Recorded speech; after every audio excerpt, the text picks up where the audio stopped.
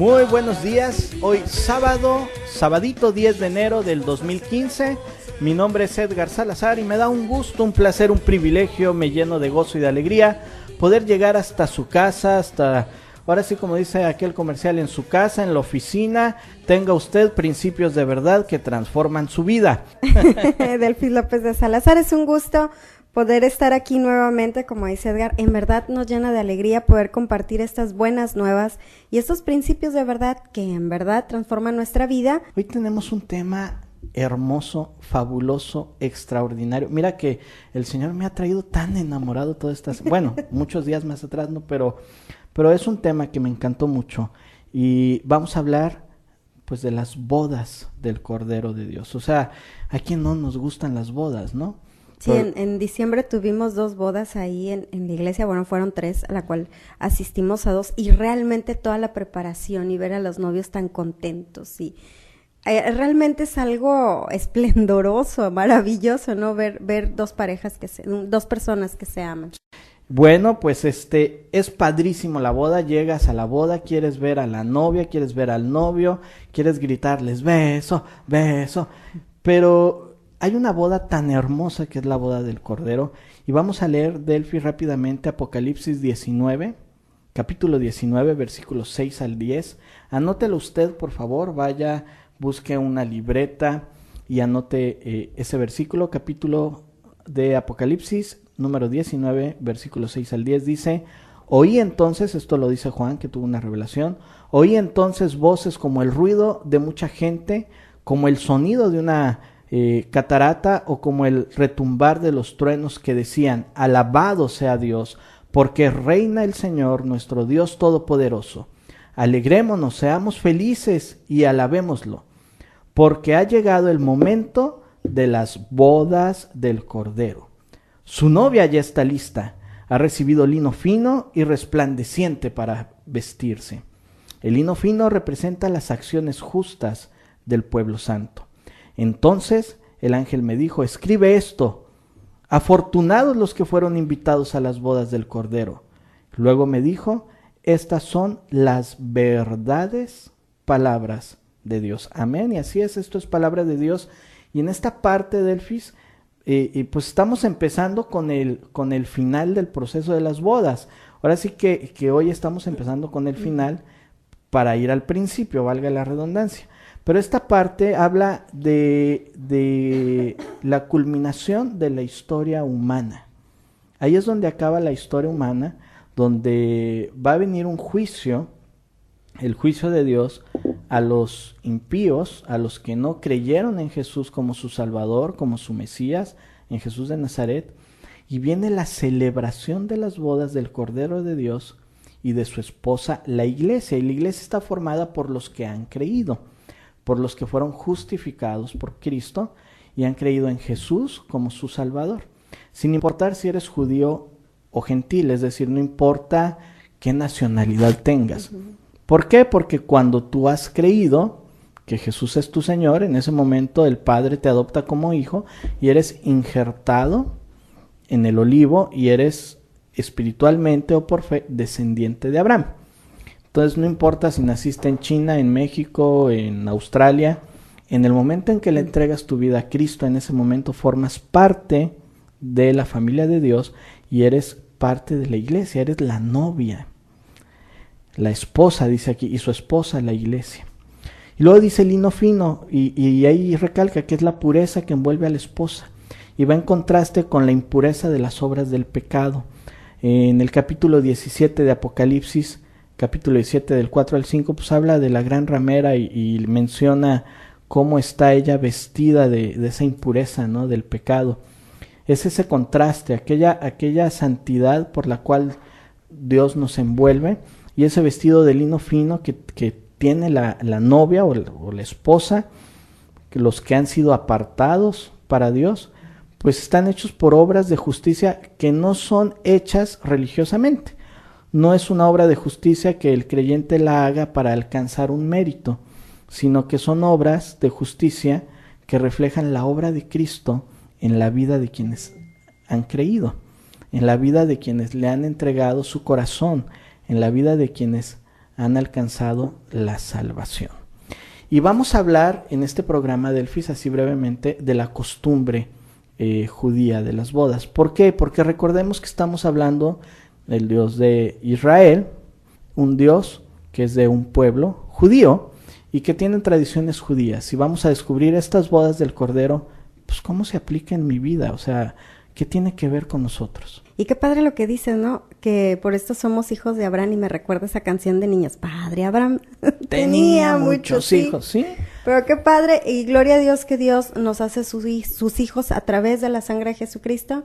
Es un tema que nos va a abrir los ojos espiritualmente de la importancia que es nuestra relación con Jesús o con Yeshua, pero también la importancia de cuidar nuestro matrimonio, quienes ya estamos casados, y quienes piensan casarse, sin importar si tienes 15 años, 20 o 80, pero piensas casarte, también te va a abrir los ojos.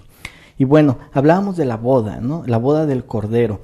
Y recordemos que estamos hablando de un Dios, el Dios de Abraham, de Isaac y de Jacob, el Dios de Israel. Y obviamente estamos hablando que la Biblia fue escrita por judíos, por inspiración de Dios, y tenemos que conocer la tradición, porque Jesús respetaba la ley. Y la costumbre judía de las bodas eran 3 etapas. La primera etapa era cuando el novio salía a buscar a una novia. Decía, pues yo me quiero casar, entonces salía a buscar una novia. Y cuando encontraba a la novia, presentaba un contrato, una propuesta de matrimonio, un contrato matrimonial. Y si estaban de acuerdo los papás de la novia, ese contrato se escribía, se leía en voz alta ante 2 testigos, y el novio tenía que dar un dote matrimonial, tenía que dar un pago. Y ese pago tenía que ser a la altura del nivel económico de la familia de la novia, mínimamente. Y ese pago no era porque vendieran a la hija, sino porque era una garantía de que el novio tenía la capacidad de proteger, de sustentar y de cuidar a la novia. Y una vez que se hacía este contrato matrimonial en esa primera etapa, el novio regresaba a la casa del padre, de su papá, para preparar un lugar donde iban a vivir el novio, que ya se consideraba el esposo. En ese momento ya era el esposo y la esposa. Pero no podían vivir juntos. Ya eran esposos, pero no podían vivir juntos. La esposa tenía que mantenerse en santificación mientras llegaba la boda, de la fiesta de la boda. Y el esposo regresaba a casa de su padre para preparar un lugar a donde iba a vivir. Y pasaba un año. Y después de un año, el esposo o el novio, pero ya se consideraba esposo, una vez que el papá del novio daba la instrucción de que ya estaba todo listo para la boda, porque era el único que podía decir cuándo era la fecha de la boda, pues tenía que preparar todo. Eran fiestas que duraban una semana o más. Al paso de un año, el novio salía de su casa con sus amigos y hacía un desfile en la noche, a medianoche, de fiesta con antorchas prendidas hasta llegar a la casa de la novia. Pero la novia ya lo estaba esperando con unas velas encendidas y con sus doncellas. Una lámpara. Con una lámpara encendida, unas lámparas de aceite y sus doncellas. Y entonces salía la novia a recibir al novio y regresaban a la casa del novio, cerraban las puertas y hacían gran fiesta. Entonces esas eran las etapas. El compromiso matrimonial es una etapa. La segunda etapa es cuando el novio va y prepara un lugar para la novia, y la tercera etapa es cuando va por ella para hacer una gran fiesta. Y con Cristo es lo mismo. En nuestra vida espiritual con Dios es igual. En la primera etapa Jesús sale a buscar a su novia. La palabra de Dios dice que Él nos amó primero a nosotros. Desde antes de la fundación del mundo, Él nos amó. En Jeremías 31:33, anótelo por favor, dice: el Señor se le apareció desde la distancia y le dijo: con amor eterno te he amado. Qué hermosas palabras. Con amor eterno te he amado. Por eso te sigo mostrando mi fiel amor. Eso es algo precioso. Imagínese que Jesús le está diciendo eso a usted en este momento. En Oseas 11:4 dice, guié a Israel con mis cuerdas de ternura y de amor. Quité el yugo de su cuello y yo mismo me incliné para alimentarlo. Es decir, el Mesías, Jesús, salió a buscar a la novia y con cuerdas de amor nos atrajo hacia él. Fíjate que haciendo mención a lo que tú ahorita nos comentabas de las bodas, pues realmente yo me imagino que debió hacer aquello una gran fiesta y la novia también se preparaba. No nada más se quedaba ese año en su casita mientras su esposo preparaba dónde vivir y dónde iba a tener no solo a su esposa, sino a la familia que iban a formar juntos, sino toda la preparación que también tenía ella, ¿no? En santidad, en prepararse para su matrimonio, cómo iba a cocinar. Tenía que estar pura sexualmente. Tenía que bordar, o sea, todo el cuidado que conllevaba la novia, la preparación, su ajuar, en fin, todas esas cosas que vienen, y la gran algarabía y la gran emoción, Edgar, del novio, cuando iba con sus amigos y a lo mejor sus familiares con las antorchas encendidas. Me imagino aquello era una fiesta con música y demás, y tú dices, por ese amor, ¿no? Con ese amor que iba a buscar a la novia, ese enamoramiento que había entre los dos. Sí, y lo más hermoso es que la tradición era que el novio salía a buscar una novia. Ajá. No la novia andaba buscando a un novio, sino que el novio salía a buscar una novia. Una novia no, su novia. Por eso, su novia. Pero normalmente no la conocían, o sea, tenía que ir y buscar y decir, me gusta esta mujer, la quiero como mi compañera, ¿no? Y Jesús hizo lo mismo, salió al encuentro con la humanidad. Jesús dice que nos amó con amor y nos sigue amando con amor eterno, y por eso nos ha mostrado su fiel amor, o ha prolongado su misericordia, y nos atrajo con cuerdas de ternura y de amor. Y ese es el proceso. El novio salió en busca de una novia, de su novia. Y después viene el contrato, que ya cuando encuentra a la novia, pues hay que hacer un contrato matrimonial. Y en Hechos 10, capítulo 10, versículo 16 al 17 dice, este es el pacto que haré con mi pueblo en el futuro, dice el Señor, pondré mis leyes en su corazón y las escribiré en su mente. Y luego dice, nunca más recordaré sus pecados ni sus maldades. Es decir, este contrato matrimonial era que iba a quitar ese corazón duro de piedra, ese corazón rebelde, ese corazón que no ama a Dios, y nos iba a poner un corazón dispuesto a amar a Dios, amar a nuestro esposo, dispuesto a obedecer lo que el esposo nos instruye, dispuesto a seguir sus pasos. Y para ello teníamos que nacer de nuevo. Por eso Jesús le dice a Nicodemo, cuando usted lo quiere buscar, está en Juan 3, capítulo 3, versículos del 1 al 6, nos dice que es necesario nacer de nuevo en el Espíritu. Porque Nicodemo, siendo un hombre mayor, dice, caray, pues ¿cómo voy a nacer de nuevo siendo yo viejo? ¿Voy a volver a entrar al vientre de mi madre? Pues no. ¿Qué le pasó, no? A Jesús, ¿cómo me dice eso? Y Jesús le dice, ay, Nicodemo, tienes que nacer en el Espíritu, porque lo que nace del Espíritu, Espíritu es. Por eso también podemos encontrar en 1 Corintios 5:17 que dice, si alguien está unido a Cristo, otra versión dice, si alguno está en Cristo, se convierte en un ser nuevo que ha dejado lo viejo atrás, o otra versión dice, las cosas viejas pasaron y aquí todas son nuevas. Y bueno, pues ya tenemos la salida del novio a buscar a la novia, que ya la encontró, es la iglesia. Y tenemos también este contrato matrimonial, que usted, estos son los principios del contrato, donde usted puede abrir la Biblia y cada parte de la Biblia, cada hoja que está escrita da testimonio de este maravilloso esposo de Jesús.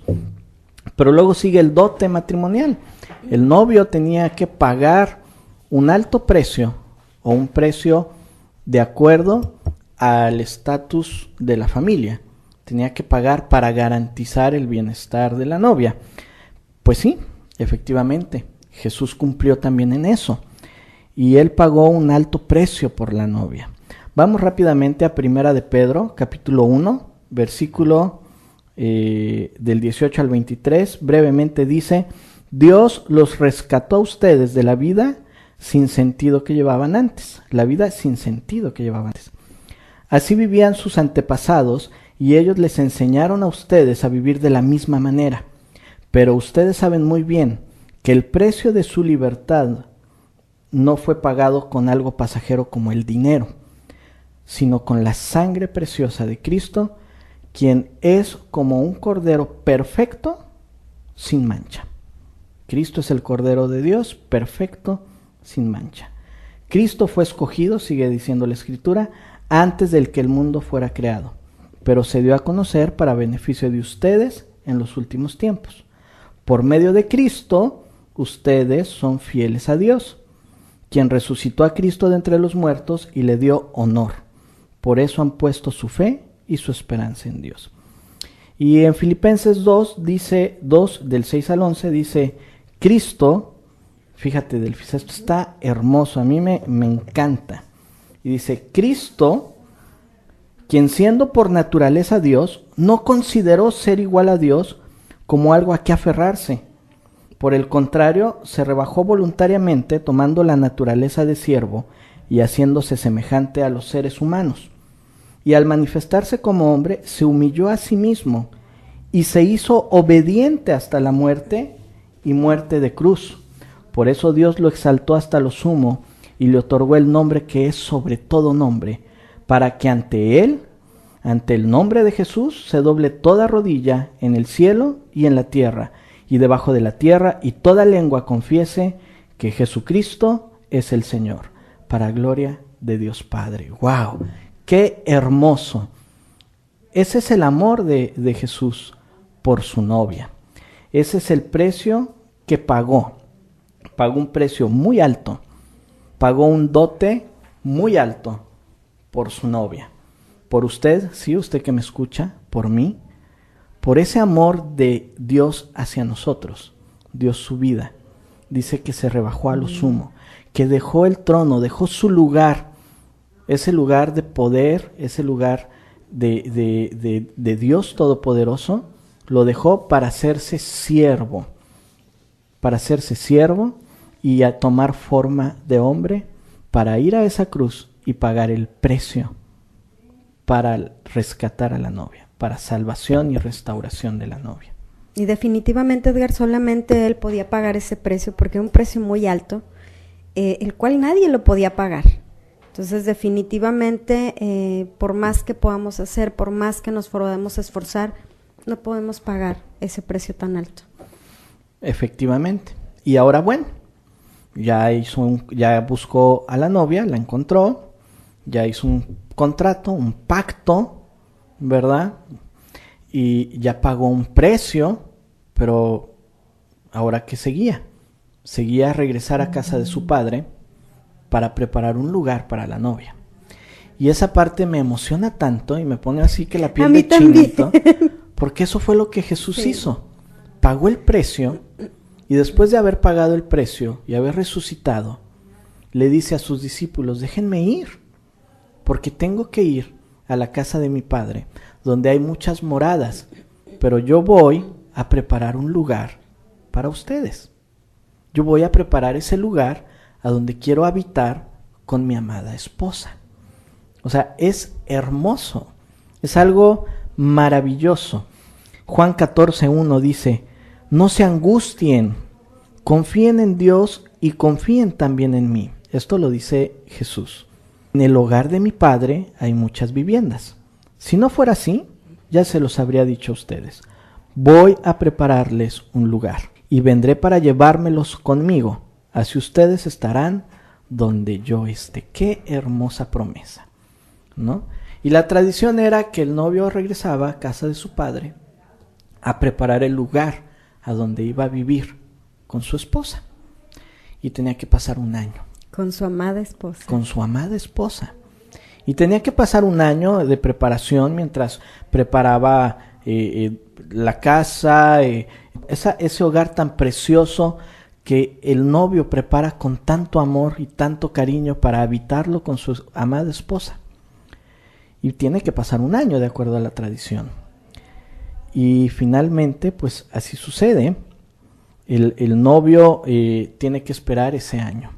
Y la palabra de Dios nos habla de que estamos viviendo el año de la gracia. Jesús de Nazaret lee en frente de todos los sacerdotes o en la sinagoga una parte de la profecía que se encuentra en Isaías 6, capítulo 1 y 3, pero vamos a leer Lucas 4:16 porque es donde Jesús lo lee.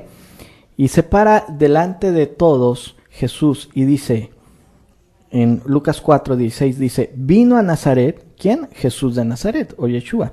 Vino a Nazaret donde se había criado, y en el día de reposo entró en la sinagoga, conforme a su costumbre, y se levantó a leer, y se le dio el libro del profeta Isaías, y habiendo abierto el libro, halló el lugar donde estaba escrito, el Espíritu del Señor está sobre mí, por cuanto me ha ungido para dar buenas nuevas a los pobres, me ha enviado a sanar a los quebrantados de corazón, a pregonar la libertad a los cautivos y visitar a los ciegos, a poner en libertad a los oprimidos y a predicar el año agradable del Señor. Y enrollando el libro, lo dio al ministro y se sentó. Y los ojos de todos en la sinagoga estaban fijos sobre él. Y comenzó a decirles, hoy se ha cumplido esta escritura delante de ustedes. Es decir, ahí estaba el esposo, el amado esposo, diciendo, hoy se cumple esta escritura, hoy empieza el año de la gracia del Señor. Y ese año, así como la tradición judía, la novia tenía que estar en un tiempo de purificación, de santidad, preparándose para recibir a su amado esposo, el regreso del esposo, porque el esposo ya había ido a preparar un lugar. Entonces la esposa, porque ya se consideraba la esposa, con ansia, con amor, buscaba guardarse físicamente, obviamente no tenía relaciones sexuales, guardarse en cómo agradar a su esposo, tal vez aprender a cocinar, aprender a coser, aprender a bordar, aprender a cuidar la casa. Tenía que buscar durante ese año guardarse para ser la esposa amada y la esposa ideal para el esposo que había pagado un alto precio por ella y que le había amado desde antes de que ella le conociera. Fíjate que me emociona muchísimo todo esto que dices, Edgar, porque estamos viviendo en ese tiempo, ¿no? Estamos viviendo en ese tiempo donde Cristo pagó un precio por nosotros. Quienes hemos aceptado a Cristo como nuestro Salvador, sabemos y reconocemos que estamos en ese tiempo de gracia. Y qué emocionante. O sea, qué emocionante, qué gozo saber que Él está preparando una morada, que está pensando en ti, en mí, ansioso también por ese tiempo que llegue, esos tiempos de boda. Y nosotros con esa emoción debemos de prepararnos, de vivir en santidad, de buscarle cada mañana, de tratar de también enamorarlo, porque Él cada día, cada instante nos está enamorando, nos está bendiciendo y nos está señalando que es lo que Él prepara para nosotros. Entonces, de la misma manera debemos de buscarle. Sí, y realmente es algo maravilloso. Estábamos hablando de que ya estamos en esa etapa donde el novio pues fue a preparar un lugar para la novia. Fue a casa de su padre a preparar un lugar para habitar con la novia, para poder estar juntos con la novia, para poder amar a la novia, bueno, a la esposa, porque ya se considera la esposa. Y que la esposa pueda también amar al esposo. Me encanta el libro de Romanos que dice que derramó su amor. Dice que derramó su amor en nuestro corazón. Y eso es algo maravilloso. Y bueno, está la etapa también donde la novia tiene que prepararse y tiene que esperar que llegue el novio, porque acuérdate que la tradición es que cuando ya estaba la fiesta lista, que solamente el papá del novio o ya el esposo sabía cuándo iba a ser la fiesta, porque él era el que decía cuándo estaba todo listo. Y es lo mismo, cuando a Jesús le preguntan que cuándo va a ser el día, la hora, cuándo es tu venida, o sea, cuándo va a pasar todo esto. Y Jesús les dice en Mateo 24:36, nadie sabe el día ni la hora, ni siquiera los ángeles del cielo, ni el Hijo mismo, solamente lo sabe el Padre. Solamente el Padre sabe cuándo va a ser nuestras bodas, nuestra fiesta de bodas, ese pachangón. Pero la costumbre era que el novio venía con un gran desfile, ¿no? Trompetas y en la noche, dice a mediodía era la tradición. Pero en ese ínter Jesús lo deja muy claro en Mateo 25:1-13, cuando habla sobre la parábola de las 10 vírgenes. Usted lee esa parábola y puede preguntarse, bueno, a ver, ¿por qué 10 vírgenes están esperando al esposo? O sea, ¿el esposo se va a casar con las 10? ¿O qué rollo? No, esas vírgenes son las doncellas que están con la esposa esperando que el esposo llegue por ella para llevarla a las fiestas de la boda o a la cena de la boda. Y usted y yo tenemos que estar como esas 10 vírgenes. Dice la Biblia que eran 10, 5 eran insensatas, pero las otras 5 prepararon sus lámparas con aceite, es decir, se santificaron. Y nosotros tenemos que estar en este año de gracia, que no es un año de 365 días, sino que habla de un tiempo, esperando la venida del esposo. Y ese tiempo tenemos que estar como esas 5 vírgenes que previnieron, que tuvieron el aceite y habla de tener una relación, una comunión íntima, oración, santificación, pureza. Leíamos al principio en Apocalipsis ese lino fino que representa las obras que son causa de que Cristo vive en uno, no obras de religiosas. Y la venida de nuestro esposo pues será, dice la Biblia, con trompeta, con voz de mando. Cuando venga Jesús, el Mesías, dice la Biblia que va a venir al son de trompetas, con voz de mando, con ángeles, con querubines. Y ese día que llegue, va a venir por la novia. Entonces ahorita estamos viviendo la primera etapa de este hermoso matrimonio. La Biblia dice en Oseas 2:19-20, te desposaré conmigo, dice el Señor, para siempre. Te desposaré conmigo en justicia, en derecho y en misericordia y en compasión. Te desposaré conmigo en fidelidad y tú conocerás al Señor.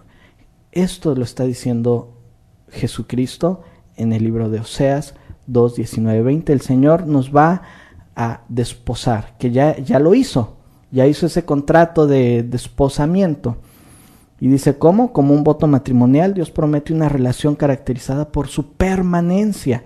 Él es permanente, Él es fiel, ¿verdad?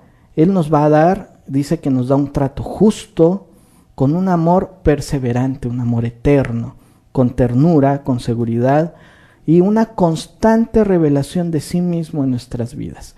Por eso le podemos conocer mediante la oración, la lectura bíblica, la comunión en intimidad con Él. Por eso en Efesios 5 dice, a los esposos amen a sus esposas, así como Cristo amó a la iglesia y entregó su vida por ella. Cristo murió para hacer que la iglesia fuera santa, la purificó con la enseñanza de la buena noticia y con el agua, para presentársela a sí mismo como una novia llena de esplendor y belleza.